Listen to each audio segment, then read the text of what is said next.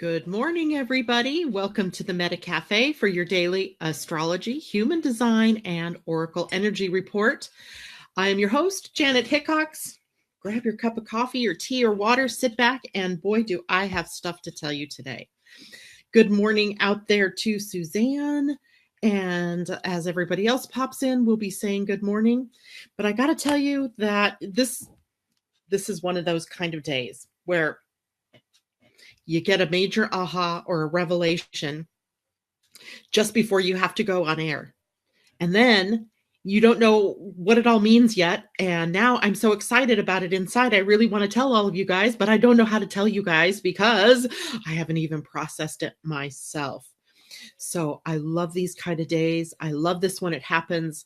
So I'm guessing that either as I'm talking today to you, it will be revealed in its more definitive state, or it will be something that is revealed over the course of the next couple of days. So before I dive in, let me give you a couple of announcements of things that are going on this week so that I don't forget to do that by the time we get to the end. First of all, today at 5 p.m. West Coast time, 8 p.m. East Coast time, I will be on the show Angel Heart Radio on Blog Talk with, what was going to be, which is the monthly show I'm on with Annette McCoy, who happens to be out of town. And so I'm going to be on with one of their other ladies named Deb. Her name just went out of my head, Deb Goldberg. And I've never been able to talk with Deb before, so this will be exciting. And what we are going to be talking about today on the radio show is about the Mars retrograde. And some of the stellar insights that I was receiving this morning are probably the things that we will delve into a little deeper as we go through that radio show this afternoon again, 5 p.m. Pacific, 8 p.m. East Coast time. And that's on Blog Talk Radio, and Angel Heart Radio is what it's called.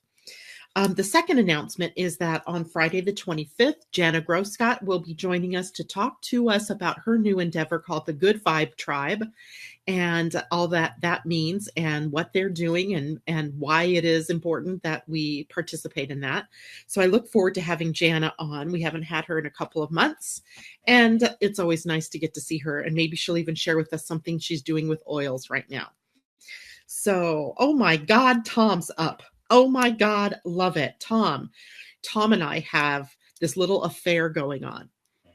No, not a love affair, but it is kind of a love affair with the sky, the stars, and astrology. And last night he was asking me all these questions about what's that star just below Venus and to the right, or what's the little star that's it's so faint, it's just below the moon. So I happen to have an app on my phone, and Tom probably thinks that I'm just a genius and that I knew all this stuff just off the top of my head. Ha ha, Tom, nope. This is called Star Map 3D Plus, and I'm hoping you guys can see my phone here. As what it does is it loads up the sky. So it tells me whatever direction I'm pointing my phone, what's up in the sky. So right now my phone is, I'm facing probably northeast, and it's looking like Mars is out there. Of course, we wouldn't be able to see it right now. And so what I would do last night, if he was saying, okay, what's that star just below the moon, I would turn my phone until I got to the moon, and then I'd be able to see all the stars that were underneath. It's really kind of cool. It's kind of cheating though, Tom. I'm sorry. He uses a thing called Star Map. Apps are cheating, haha. But it's also educational, right? Because last night I realized as I was looking at this Star Map that right underneath Venus right now is a very faint star, only it isn't a star, it's a galaxy M35. And that was fascinating because as I was outside kind of pointing it at there, I could see it wasn't what Tom was seeing that he was asking me about, but it was fascinating that from our viewpoint here on the planet, whole galaxies look like stars, and they're kind of fuzzy because there's so much mass to them. Of course, there's all these other planets there's other stars in the system. It would be like what the Milky Way galaxy must look like to people that might be living in Andromeda or some other system. So it has often the galaxies are faint and they look fuzzy. And I know you can even see Andromeda sometimes from here. So sometimes what you're looking at in the night sky isn't a star, but an entire galaxy. Totally fascinating. Good morning, Libby. And who named it M35? Were they stone? Yep, they probably were, Tom, because I don't know why.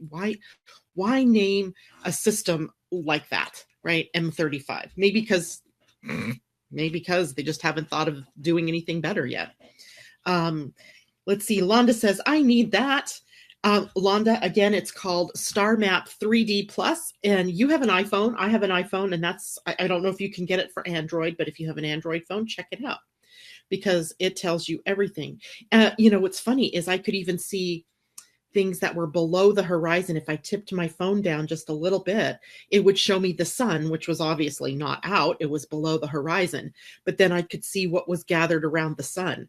So it's really kind of a handy little fun, dandy little tool when you're looking at the sky and you go, what is that? What's that little star that Jupiter's sitting by?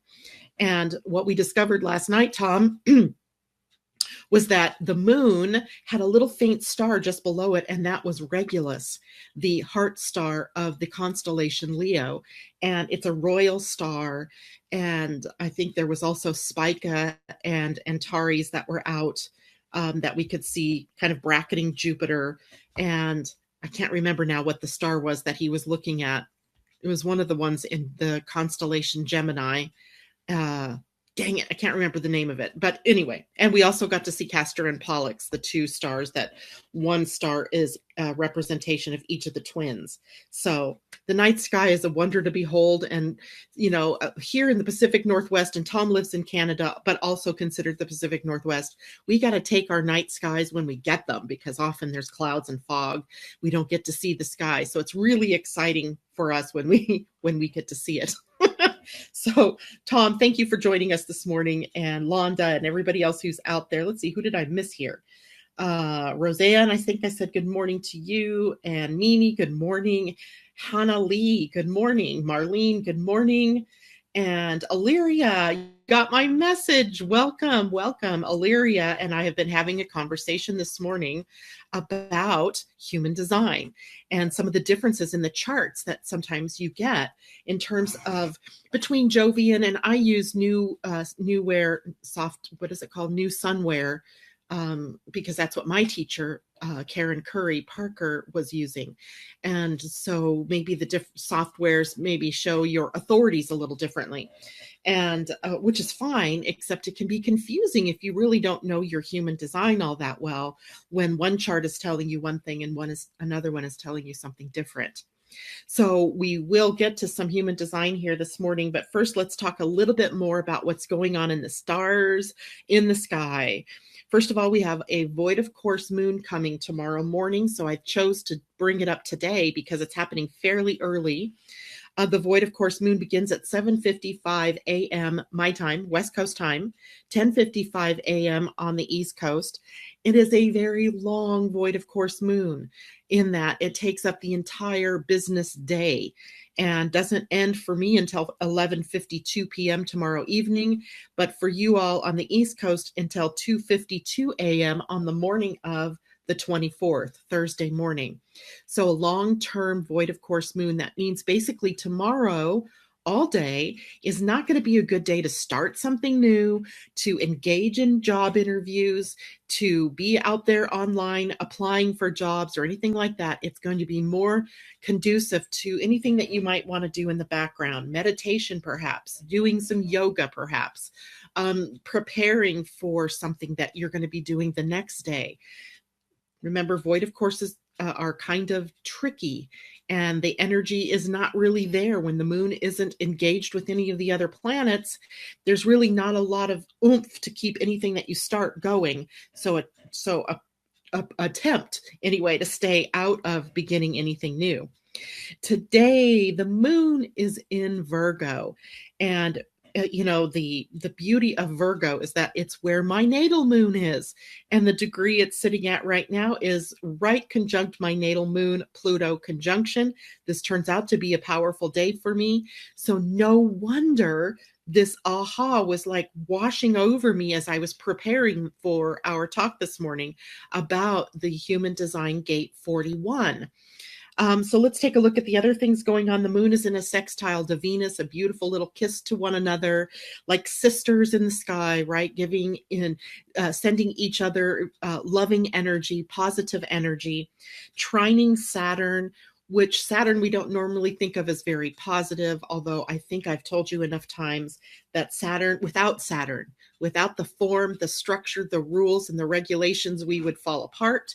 In your body, it represents the skin, the teeth, the bones. So I want you to imagine what your human body would look like without your bones, without your teeth, and without your skin, right? The skin is a boundary that holds together everything within the body, and the bones give you the structure to stand upright. Without it, we would just be a puddle of goo on the ground. So we need Saturn, right? And when the moon is trining the Saturn, it is about our emotional connections. What are we connected to emotionally? What are we reacting to from an emotional standpoint? So it allows us to get our emotional house in order, right? That is what it's all about. Your moods, by the way, as seen through the moon, this is something I've had to learn because I have a Cancer rising sign, and the moon is prominent then in the way that my chart works. And the moon is prominent in all of our charts somewhere because we all have it somewhere in our charts. We also have Cancer, that the moon rules the sign of Cancer. So wherever Cancer is in your chart is also a place where you may find yourself moody at times. So what are moods all about? Because that's going to be a good question here.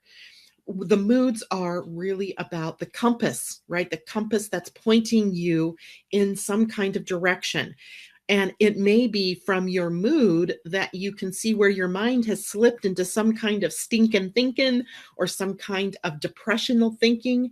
And so those moods that we have as they change throughout the day are also mirroring at times what it is our mind has chosen to focus on.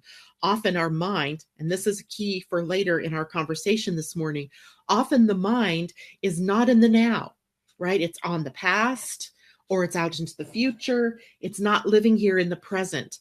And so sometimes your moods are showing you where your mind has gotten you off track, right? So we value our moods, even if it's taking us to a melancholic moment or a sad moment.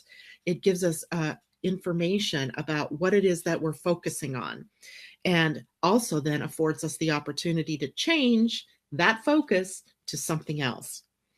The moon is opposing Neptune today. That is bringing up our psychic energy, our sensitivity to the environment, to the nuances of what people may be saying to us. It gives us access readily to the more psychic, intuitive realms. And she's also in a great configuration and aspect, sextile to Jupiter today. Remember, sextiles are 60-degree angles. It implies an ease of energy where your gifts and your talents are able to work with the energies and not work against them. And so today seems like a quite pleasant day. There may be little blips along the way, but if you're aware and you can take and focus your energy back on what is correct for you, then this won't seem like such a bad day after all. There are some major other transits happening today. The sun is trining Mars, and that may be, if some of you are feeling this bump up in your energy, that may be what's going on, right? That this sun, Mars, very much an energetic flow, working well together between the sun in Gemini and Mars in Aquarius now. This is air energy. It's mind energy. It's curiosity. It's ideas. It's communication. So we have some really good energies coming up from the sun and Mars. And let's see, then we have Mercury, who is the ruling planet of Gemini. Let's see who else is out here. Michelle Brooks, good morning. Kristen Page, good morning. And Gail, good morning. And let's see, Libby, I think I said good morning, but if I didn't, good morning again to you, Libby. So Mercury, being the ruling planet for Gemini, is something for us to really pay attention right now while the sun is in Gemini. So Mercury is sextiling Neptune. Remember, sextile, ease and flow of the gifts and talents that you have outward from within to without in the world. And so Mercury is sitting at 15 Taurus, while Neptune is sitting at 16 Pisces. I look at that and I immediately see that the ideas and information coming in from on high, so from your higher self, from God, from source, from creator, whatever you want to term it, comes down through into the mind and then can settle into the body and then be expressed out into the world, either through communication or through what you manifest. So we're very keenly in tune if we choose to be with our intuitive selves, with our higher selves. Mercury is also opposing Jupiter right now, from Taurus to Jupiter in Scorpio. I always think about this one as a positive flow as well. Even though an opposition often implies a challenge where both planets are vying sort of for attention and neither one really gets the full, attention because they're having to split. But when I see Mercury in a split like this with Jupiter, I always think of being able to have perspective, to see things from a perspective that makes sense. Where, Jupiter likes to grow and expand, but Mercury's bringing in messages that show you where it is appropriate to grow and expand to, and where it is that you're not. So perspective, right? Giving us perspective. We often talk about perception as well when Mercury is opposing Jupiter. So what is it that you're perceiving and how are you working with what that perception is in your life? So all good energies. The sun is also sextiling our pal Chiron now, who's at 1 degree of Aries, and the sun, of course, at 1 degree Gemini.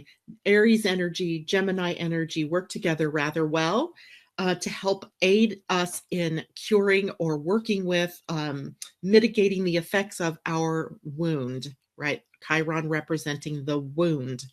And I want you to keep that in your mind now, because the wound suddenly shows up in our world again. Not because of Chiron itself, but because of the energy of human design for the next 4 to 6 weeks. And that is because I want to show you the human design chart for the moment. And for those of you, I pulled this from the Jovian archives. Right. That's one of the places that Illyria you were talking about this morning. I actually go there and I pull this chart because to me, when I pull it from my program, it confuses things by showing both the personality and the design. And of course, there isn't a design side for the day. It is only the personality, the now of the day. So what you see yesterday, remember we talked about the fact that all of us right now have that connection from the sacral to the throat, i.e. we're pretending to be manifesting generators, unless of course you are a manifesting generator, then you're not pretending, you actually are. So we have to be very aware of how it is we're using our energy, right? Knowing your type and your strategy and your authority, huge protections in making sure that you do use your energy according to you, right? What's right for you. What we're going to talk about today, though, has to do with Mars at this gate 41. Now, I highlighted it, and so you probably can't read it, but trust me when I say this gate right here is gate 41. And it is Mars today that is beginning to sit here and create energy that takes us to fantasy. And the reason I'm choosing today to focus on this energy a bit is not only because Mars is there, but because in just a few short days, maybe less than a week, the South Node and the North Node are going to change gates. And the South Node, i.e. our past, or the relative gifts, talents, experiences that we brought with us into this lifetime, is also going to be sitting at gate 41. So what is gate 41 then? I told you it's the gate of fantasy, right? Fantasy sounds pretty interesting. Gate 41 is also the gate that begins the human design year. So now I'm going to wax biological here for a moment. Go back to your high school chemistry or biology days where you learned about DNA. And DNA is made up of proteins and these other things called bases. which are strings, right? The ATG strings that code for personality, code for physical traits, code for all kinds of different things on your strand of DNA. Well, the letters ATG, whenever your body comes to that, when the RNA, which reads your DNA, I don't mean to get too technical here, but in my mind, I'm going, oh, what reads the DNA? Well, RNA reads the DNA. So when it comes to these three letters, ATG, it codes to begin something, to start. It's called a start codon. And the start codon, ATG, is what gate 41 is in resonance with. So Mars, the planet of action and forward motion, is starting something, right? That's the planet of that kind of action. It's opening the doorway. What are we going to start? And it begins with fantasy. Unfortunately, most of us on the planet are living the shadow of this fantasy, which means, and I meant to get one, is that we hold the key. And this is where Chiron comes in, because Chiron's symbol is a key. It's the K, right, with the hole at the bottom, that if you turn it on its side, looks like a key, like a skeleton key. So essentially what this is saying is that most of us on the planet hold the key through fantasy and imagination and dream to our futures, to our lives, to everything it is that would make those dreams come true. But we fail to put the key in the lock and turn it, right? So here's our opportunity to see where it is that we have this dream of a better life, dream of a better business, of a better art gallery, of a better whatever. And where it is we've slipped in the key, but we have yet to turn the lock, where we're still sitting in the fantasy. We're dreaming perhaps of what could be in the future, but maybe we're paralyzed by the experiences of our past, and we fail to turn that key, and we're unable then to bring the dream into reality. Ouch, right? Ouch, big ouch. So in this gate, then, we also feel the pressure to evolve. This is the gate that begins the whole of the human design year, right? And whether or not you have this gate defined, meaning it's colored in or it's white, it doesn't really matter, because now there's emphasis on it. And whether or not you had it defined by birth or not, it's now defined, right? It is now defined for the next 4 weeks. Mars will be sitting there. And I didn't see into the future far enough to see how long it's actually the South Node sitting there. Let's just say I'm into June, it's still there, all the way through July, it's there. And for a long time. So all through the summer. Now I'm into September and it's still there. So long-term transit of our having to really work through what our dreams are. What is the dream and how did we set it aside? And how do we unlock that fantasy or that imagination or that dream in order to make it happen, right? What do we have to do to turn that lock? So I started to say, this is the pressure to evolve. This is the root center that this sits on, right? So the energy of fantasy, though, distorts that pressure. It distorts that pressure from what it is that we mean to evolve to what it is that's going to make us happy. And so the pressure, instead of the pressure being, how do I move forward in my life? It becomes, how do I make myself happy? And then think about the advertising that you see around you every day. It's always seemingly telling you what you need in your life to make you happy. It's going to be that new car. It's going to be that vacation. It's going to be that wedding. It's going to be that ad nauseum, right? There's all kinds of things that the messages from our outer world bring to us that tells us what it is going to take for us to be happy. Totally skews the dream, right? So we might believe, unless we are that stick thin model who has beautiful hair, makeup perfect, there's something wrong with us. So the pressure here to evolve and grow and expand and be your true authentic self gets distorted by the messages of the fantasy itself, right? And then we end up, this gate is really interesting, because in the body, it creates this hunger. And from that hunger, when it's not being filled by what it is that you are evolving toward, it becomes eating disorders. It becomes heaviness in the body. And that heaviness can actually be overweight from the fantasy not being fulfilled. So then that leads us to suffering. So this is huge if we think about all of the themes this one little gate has, and the fact that now for several months, the focus is going to be on this particular gate. First by Mars, which is moving forward still at this moment, but slowing down, maybe giving us an opportunity to look at what is in our fantasy. What have we been dreaming about, but what haven't we turned the key for? Right? If we dream of this perfect business, and I'm using the word perfect and I shouldn't even use that, but what is the correct thing for you to do? What is the correct thing that you want? What is it that's been in the realm of fantasy that you haven't brought into reality yet? And that's what the focus will be on. Now, the South Node will stay there much longer than Mars. And remember, Mars is going to retrograde. So it's moving ahead, and then it will move backwards over this same spot. So you're going to have a double, triple dose of Mars at this gate while the South Node is sitting there. So the South Node, I always think of as a cup.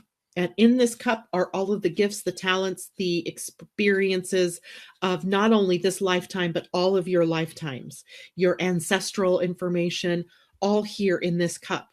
And in this lifetime, the North Node represents the way in which you spill that cup out and how you serve in the world now. And I hope you're all hearing me. I just realized I didn't pull my mic up close to me. So this is your opportunity, right? If you have this destiny over here and the South Node is holding all of this energy, it's time for you to let it go and move it outward as an expression of who you are in the world. It's time. But you have to do this the correct way, which brings me to another point. I sit here every morning now since last August, and I talk to you about all the different things that are going on. But I'm talking to you in general terms. The only way for you to really understand this is for you to get a reading. If you have not had a human design reading yet, that's the place to start, right? Get a human design reading so that when I'm talking about this, we know, you know what this means for you personally. I'm giving you the backdrop of what's going on for all of us in the general sense of the term. But for instance, I started out the show this morning with this aha that I had, this revelation that was happening to me because my own gate 41 is where Jupiter is in my chart. And Jupiter brings us reward, but only when we've done our Saturn work. And I know you guys have heard me many times talk about the fact I don't like where my Saturn sits because its gate is 60, which is limitation, focus. So great messages coming into me about what is going on for me personally, but that's happening for me because I know my chart. But if you're out there and you don't know your chart, how do you know what this is really going to bring for you? So thought, right? If you can, you don't have to get one by me. You can get one from anybody, but get your human design reading done so that when we speak about these big things that are happening, you also understand its effect on you personally, because I'm giving you the generalities. So here, essentially then, over these next several months is this hunger, and it's the hunger that we have for a better future for ourselves, for our world, for our children. And what is it that we're going to fill that hunger with? We have a keen opportunity now to go back and look over the course of our life. Maybe it's just been over the last few months. Maybe it's been over the last few years where you've had dreams, but you've let them go, right? Where you've not turned the key in your lock, right? And gone through the doorway that leads to you living this dream for your better future. Because it's there for you. But you know, in our world right now, we do a lot of escaping through movies, through Netflix, through Amazon Prime, through games, through all AI, or artificial, no, not AI, what's that called? VR, virtual reality, where we can get into this alternate world and it takes us away from the life we're leading. But the life we're leading here in the physical is what we're meant to have this evolution occurring and where we're meant to live a happy life. I tell you all the time that there is no gate of suffering necessarily in human design, but suffering arises from this gate when our dreams go unfulfilled. And the person that holds the key to fulfilling this dream, this fantasy, is you. Right? So that will be our focus for the next several weeks. Now, I've talked a lot about today, I've talked a lot about the lower expression of this energy. Remember, I also like the gene keys. And the lowest expression of the gate 41 is fantasy. The gift in this particular gate is anticipation. And the highest expression of this gate is emanation. So I'll take up those two tomorrow. Or if I have time on the radio show tonight, I may take that up as well. So I want to thank you all for tuning in this morning. Let me look and see if we have some questions. Tom saying human design readings are a real eye opener. You meet your true self. Janet is toppermost. Oh, thank you. You're sweet. Londa says, we love you. We love you. I love you all. Londa says, sweet dream, Illyria. Illyria's good night. I have to sleep, but we'll watch. Oh, she's in Hong Kong. I totally forgot about that. She's got to be, 18 hours ahead of us? 15 hours ahead of us? So good night, sweet dreams, Illyria. We'll see you later. Mimi saying, words from the guides. Balance is the key and hope is the door. For some reason, oh, it is showing. Okay, you guys are getting to see that. It's not showing up in front of me like it often does. So maybe that was a glitch in the system before that it would be in my face. But now it's underneath my face over here. I like that. Good thoughts, Mimi. I love that. Thank you. Londa says we love techie. Yes, we do. Oh, maybe overly much, right? It's really interesting. Remember I told you the story a couple of weeks back about my grandson who got hit by a bus, by a school bus, no less. It turns out he actually had hit his head, and unbeknownst to any of us, even his own doctor, he had a concussion. And he started getting really ill, throwing up, having really bad headaches. The worst part was last weekend he was out with his family and lost his vision. And I mean, horrible, things that are going on. So he's going to all kinds of doctors. But one of the things that he has to do for having a concussion is to drop all of the things that he's doing with his mind right now. He can't read. He can't play on his phone. He can't be on a computer. He can't really be in a classroom taking tests, because one of the things that you have to do is to rest your brain completely through a concussion. And so how interesting is that, right? A kid born into the technological age with everything that means, from all of these handheld devices, having to run it old school right now, right? Because those things compromise his brain. And so that got me to thinking about, how do those things compromise our brains? If when we've hurt our brain, we have to let go of all of these things, what is the pain that's being created in our brain by using these things as much as we do on a daily basis? Food for thought, right? Is it what keeps us from turning the key? Right? So I'll leave you guys with that this morning. Thank you all for joining me, and I hope you'll tune in this afternoon, 5 p.m. Pacific, 8 p.m. East Coast time, to Angel Heart Radio on Blog Talk. And I'll be talking with Deb Goldberg today about Mars retrograde. And in the meantime, I'll see you tomorrow morning, where we'll have more to talk about as it relates to Gate 41. Take care. Have a great day. Mwah! Love to you all. Bye for now.